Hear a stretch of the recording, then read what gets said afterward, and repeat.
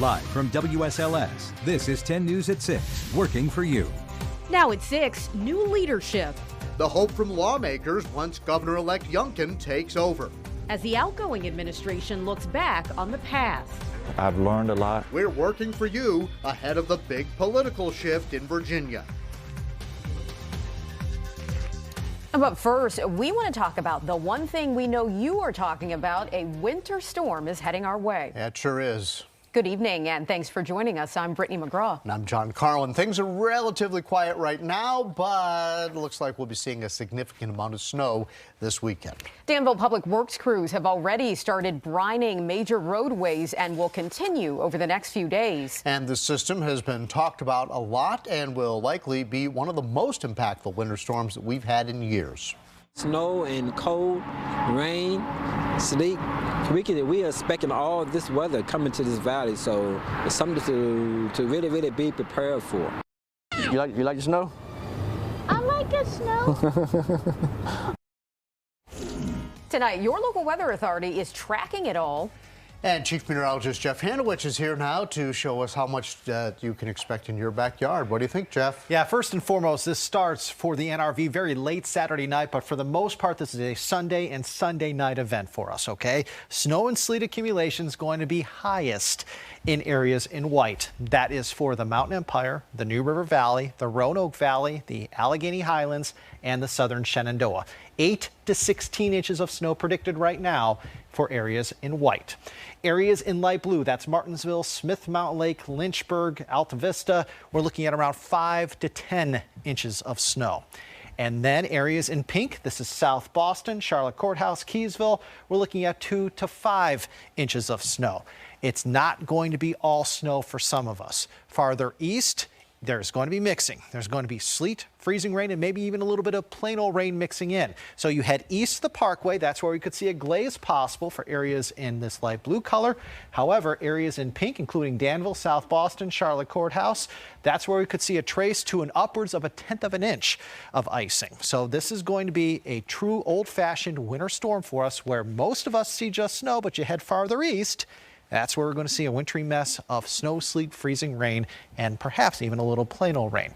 And that's mainly what we're seeing outside right now. Just a couple of light rain showers out across south side locations, maybe getting a little wet in Gretna, Chatham, Danville, over towards Brookneal and Charlotte Courthouse. But again, these rain showers very light and perhaps not all that even reaching the ground. Your Friday planner showing temperatures starting out in the 30s, highs in the upper 40s. I think tomorrow we're going to be partly cloudy. We're going to be dry tomorrow, but it is going to be breezy. Nothing to worry about on Friday. Brittany? Well, as we get ready for this weekend winter storm, don't wait. Go ahead and download our weather app. It gives you essential information right at your fingertips. In addition to an hour-by-hour forecast, you'll also find a list of any closings and delays. A huge blow to the Biden administration's efforts to fight the COVID-19 pandemic. Today, the Supreme Court blocked vaccine and testing mandates for large private companies. However, it will allow a vaccine requirement for healthcare workers at facilities that receive federal funding to stay in effect. And there will likely be several pandemic-related policy changes once Glenn Youngkin becomes governor over the weekend. Some lawmakers from our region say they're looking forward to economic, educational, and public safety changes once Youngkin takes office, while others say they're hoping to bridge party lines. He's got a first-day plan that I think is going to be very effective to helping all of Virginia. So as the only Democrat in the House of Delegates in the western half of the state, my job is to make sure that we bring everybody along, and I'm ready to work with anyone to help our region. Youngkin will be Virginia's first Republican governor since 2009. This has been the privilege of my life to be a public servant. Reflections from Governor Ralph Northam as his time in office comes to a close this week. His 4-year tenure has been filled with ups and downs. I sat down with him one-on-one in Richmond to find out what he feels have been his biggest accomplishments and his biggest challenges. Sir, are you prepared to take the oath? Yes, sir, I am. Governor Ralph Northam likely never imagined what lay ahead. I ask you to join me let's get to work. After being sworn in as Virginia's 73rd governor in 2018. I'm a better person, and I certainly hope Virginia's a better Commonwealth as a result of a lot of the work that we've been able to do. Governor Northam was 1 year into office when he faced a crisis that had many calling for his resignation. This picture on Northam's medical school yearbook page from 1984 showing one man in blackface and another in a Ku Klux Klan robe. He initially apologized for being in the picture, but the next day said he was not in it. An independent investigation into who is in the photo was inconclusive. Why did you not step down? Yeah, well, that was a very difficult time for Virginia, and I'm just glad that Virginians stuck with me, and I learned a lot. And I always tell people the more we know, the more we can do, and what we learned, we really were able to turn into action. That action included work to address racial inequities in Virginia, in part through criminal justice reform. Northam signed bills ending the death penalty in Virginia and legalizing recreational marijuana. His administration also worked to address racial disparities in health care, and he appointed Virginia's first Chief Diversity, Equity, and Inclusion Officer. I certainly knew from my past history that there were a lot of inequities that existed in this time frame, and we had worked on some of those, but the yearbook incident really put that into more focus. But another crisis was on the horizon. The coronavirus pandemic. It's been a difficult 2 years. Early in the pandemic, the Commonwealth struggled to get personal protective equipment. Testing supplies were hard to come by. And then in late 2020, the initial demand for COVID-19 vaccines far outpaced supply. It's about taking care, making sure other people are safe. Now, nearly 70% of Virginians are fully vaccinated against the virus, according to the Virginia Department of Health. For the most part, Virginians have followed the guidelines, and again, we've still got some work to do. We're in a lot better place than we were 2 years ago. Is there anything that you wish you had done differently with the pandemic, or anything that you feel the Commonwealth could have done better? You know, the toughest decision, I think, along the way was when we closed schools. Would I have done it again? I would have, because there were so many unknowns, but it's been hard on our families. As his time in office comes to a close, Northam, a pediatric neurologist, says he is ready to return to his private medical practice in Norfolk. Inauguration is on the 15th. I'm going to take the 16th off, and then I've already got patients scheduled for the 17th. And he feels Virginia is in a better place after everything that has happened in the past 4 years. We're very progressive. We embrace diversity. We take care of our workers, and at the same time, we have a very strong economy. That's what people will look back and, I think, remember this administration for. Governor Northam says he has no plans right now to run for public office again. Our conversation with him continues tonight at 7 as he shares the one accomplishment he's proudest of and words of advice for Governor-elect Glenn Youngkin. You can watch the full interview at WSLS.com. As the Youngkin administration prepares to take office this weekend, Roanoke Mayor Sherman Lee says he will resign from the state parole board to make room for the new team. He was appointed by Democratic leadership and served 2 terms. Lee spent decades working in corrections and called his appointment a full circle opportunity. Tomorrow is his last day on the job. Coming up, dry January takes on a whole new meaning. The 2 reasons why ABC stores are still struggling to fill shelves. Plus, the next generation on wheels, how Volvo's first electric truck will benefit Southwest Virginia. And you could win the ultimate setup, a 75-inch LG TV and a recliner for the big game that's coming up on February 13th. Just sign up at WSLS.com/insider. Join the Pigskin Playoff Pick'em game, and we will reveal the winner on February 1st. Well, spirits are low, quite literally, at Virginia ABC stores. 10 News reporter Alyssa Ray spoke with their CEO to find out what's causing the alcohol shortage. Shelves at Virginia ABC don't have Jack or Jim or much in the bourbon aisle at all, as supply chain issues are trickling down to local liquor stores. What do suppliers have in stock based on challenges they have with bottles and caps and labels? what trucks are available to get them here. Typically after the holidays, spirits are low anyways. But with the current conditions, booze supply is even more barren. A typical year for us, we might have 50, 55, 60 out of stocks in the warehouse. We've had up to 250. Supply chain issues aren't the only thing impacting inventory. Like many businesses, Virginia ABC is facing challenges due to COVID, as staffing shortages are affecting stocking and distribution. Virginia ABC's goal is to stock back up before spring. But in the meantime, this winter is expected to be drier than usual. In Roanoke, Alyssa Ray, 10 News, working for you. You are looking at a live picture from our Roanoke-Blacksburg Airport sky cam, and you'll notice that it is dry at the airport. We, however, have had a few rain showers around today, maybe even a few high elevation snow showers. We'll let you know when high temperatures will fall from the 40s and 50s into the 20s coming up. It's official. Passenger rail service is coming to the New River Valley. Today, Virginia finalized the deal with Norfolk Southern.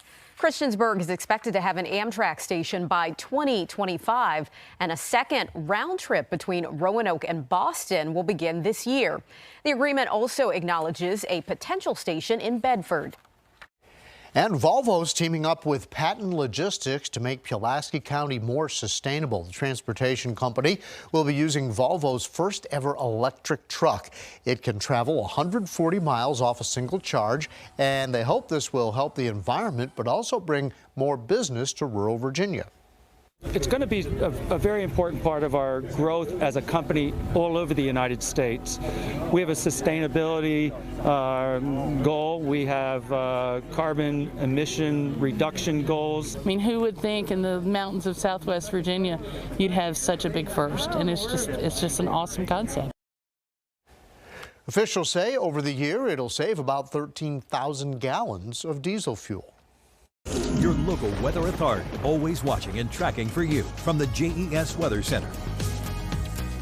Well, today we've seen a little bit of everything. We've seen some sunshine, we've seen some clouds, we've had a couple of rain showers, we've seen some high elevation snow showers, and the chance for a few rain and or snow showers will continue here for us as we head throughout the course of the evening into the overnight. But this little disturbance, not a big deal.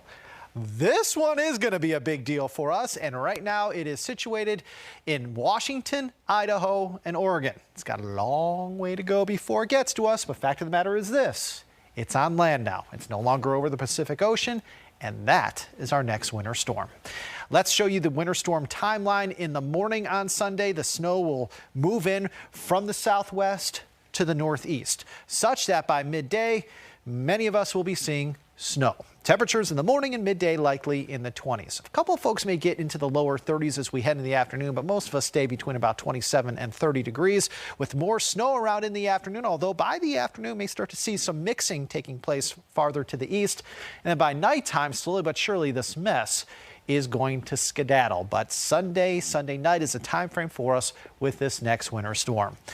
Let's go zone by zone. Your next weather maker in the Highlands will start mid to late morning on Sunday. It's going to produce 8 to 16 inches of snow. The mixing chance is low. I think it's virtually all snow for you folks in the Highlands, hence those higher totals.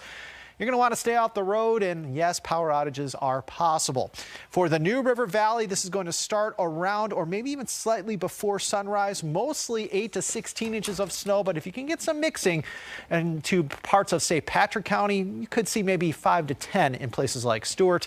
Stay off the road, and yes, more power outages are possible. Now, you got to keep in mind this is going to be more of a powdery snow than it was on January the 3rd, but the sheer amount of snow that we're going to see could indeed knock down trees and or power lines.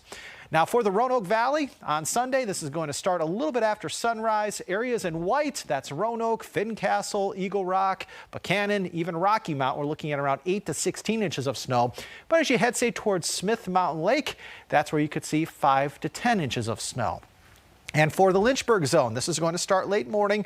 Areas in white. This is for Montvale over, say, towards Lovingston, also towards, say, Wintergreen Mountain, 8 to 16 inches of snow. Areas in blue, including Lynchburg, Rustburg, and Appomattox, you're looking at 5 to 10 inches of snow with some sleet and freezing rain mixing in later in the day on Sunday. And finally, for South Side, you are looking at Gretna, Chatham, and Martinsville, seeing about 5 to 10 inches of snow. South Boston, Charlotte Courthouse, 2 to 5 inches of snow. And yes, you're going to have more sleet and freezing rain mixing in later in the day, especially as you head into portions of Pittsylvania, Halifax, and Charlotte County. So there's a look zone by zone as to what we're expecting here. Now, this forecast could change. We're going to have warm ocean waters that could help drive a little bit of warmth in our direction, depending on where the low pressure system goes. If this low pressure system takes more of a westerly track, that's going to pull warmer air above, and that will mean sleet and freezing rain will become likely in some spots later in the day on Sunday. However, if this moves a little bit farther towards the east, that would mean most of us see this mostly falling as snow. So this forecast is going to be ever changing. Stay tuned to your local weather authority. 36 right now, Blacksburg, 46 in Lynchburg, 45 Danville, 43 as we speak in Martinsville. Tonight, we're going to have overnight lows between about 28 and 34. Tomorrow, we're looking at highs in the mountains, 39 to 45 outside the mountains, 46 to 54. Your extended forecast, a winter storm Sunday into Sunday night, maybe a few leftover mountain snow showers Monday, dry Tuesday, a few rain chances as we head into Wednesday. Brooke? Thanks, Chef. Coming up in sports, Virginia Tech head coach Brent Pry has rounded out his coaching staff, and our Eric Johnson has a recap of the Commonwealth Clash last night. And now, the Freedom First Sports Desk. I think I wanted to, it was important to hire guys that were familiar with our footprint. The Carolinas, Pennsylvania, East Tennessee, obviously the state of Virginia, the DMV, hiring people that have relationships. I do believe a strong recruiter is a strong recruiter, but relationships help. When you already have those relationships and you're walking into a school, that goes a long way. So that was factored in as well. Virginia Tech head football coach Brent Pry has completed his coaching staff. His 10 assistants were rounded out last night with the hiring of Fontel Mines as the wide receivers coach. Of course, he retained Pearson Prelu as the safeties coach and J.C. Price as associate head coach and defensive line. Round one of the Commonwealth Clash is in the books. UVA coming out victorious with a 54-52 win over the Hokies. Our Eric Johnson was in Charlottesville last night with the story on how the game unfolded. The Hokies and Cavaliers matched each other's intensity on Wednesday night in a game that featured 13 lead changes. The Cavaliers capitalized on late turnovers and cranked out their fourth ACC win of the season. I think we were, again, not perfect, but as ready as we could be to guard their stuff because it is difficult. And they play good, hard defense, it kind of mirrored each other, and it's just one of those games for sure. Keve Aluma, Storm Murphy, and Hunter Couture combined for 42 points for Virginia Tech, but they went scoreless in the final 3 minutes, thanks in part to the Wahoo's stingy defense. I didn't think it was a matter they just stoned us. All right, I thought it was a matter of really good Virginia defense that just, got the better of us in that particular stretch of the game. Obviously, we don't want that at all, but in the moment, we really just try to have next play mentality, and I think that's kind of, the theme of what we need to have right now as a team moving forward. The Hokies now fall to 0-4 in conference play and will welcome in Notre Dame on Saturday at Castle Coliseum, while Virginia will now prepare for Wake Forest. In Charlottesville, Eric Johnson, 10 Sports. All right, it's Thursday night. That means women's hoops. Virginia Tech on the road at number 16 Duke. It's in the first quarter. Duke was leading 17-14. And number 4 NC State is at UVA. They play at 7 p.m. And speaking of the Cavaliers, they announced today that Air Force defensive coordinator John Rudzinski will be the next DC for the Cavaliers. Reports are circulating that former Duke star Cam Reddish will be traded by the Hawks to the Knicks. And the Keydets are in action tonight. We'll have highlights at 11. All right, thank you, Brooke. NBC Night the News coming up next. We will see you back here at 7.